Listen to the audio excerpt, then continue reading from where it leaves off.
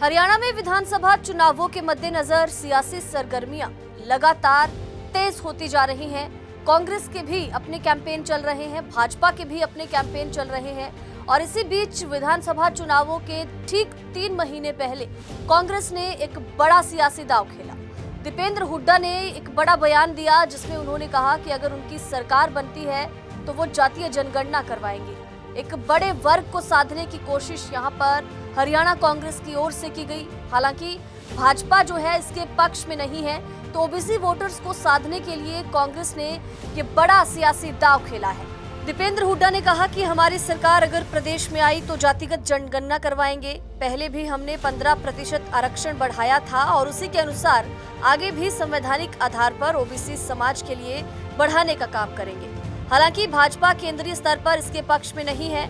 ऐसे में जातीय जनगणना के दांव से जहां कांग्रेस ओबीसी और एससी वोट बैंक साधने की कोशिश में है, तो वहीं भाजपा के लिए ये चुनावी मुसीबत बन सकता है। हालांकि ओबीसी वर्ग से नायब सैनी को मुख्यमंत्री बनाकर भाजपा जरूर कांग्रेस के दांव को फेल करने की कोशिश कर रही है। जातीय जनगणना में हर जाति की आबादी की गिनती की जाएगी, उसी के हिसाब से आरक्षण की स्थिति जो है वो तय की जाएगी। इसके अलावा जातीय जनगणना से कहीं ना कहीं हरियाणा की जो राजनीति है उसमें भी बड़ा फेरबदल देखने को मिलता है। हरियाणा की जातिगत समीकरण की अगर बात करें तो पंजाबी 8% है, ब्राह्मण वहां पर 7.5% है। इसके अलावा जाट सिख जो है वो 4% है और जाट जो है 22.2%। तो हरियाणा की जो जातिगत राजनीति है वो भी हमेशा चर्चाओं में रहती है और राज्य में इस तरह किसी वर्ग के लिए इसे साधना कांग्रेस के लिए फायदेमंद हो सकता है।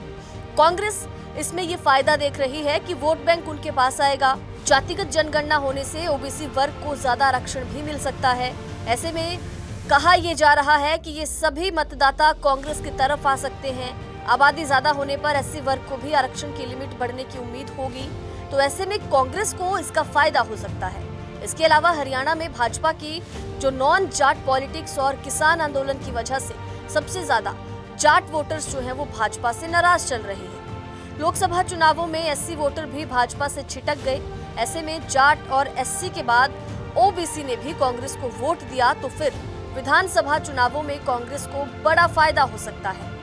बात अगर भाजपा की करें कि भाजपा ने इसका क्या तोड़ निकाला है, तो आपको बता दें कि 9.5 साल सरकार चलाने के बाद भाजपा ने अचानक से पंजाबी समुदाय से आते मनोहर लाल को अचानक सीएम की कुर्सी से ही हटा दिया।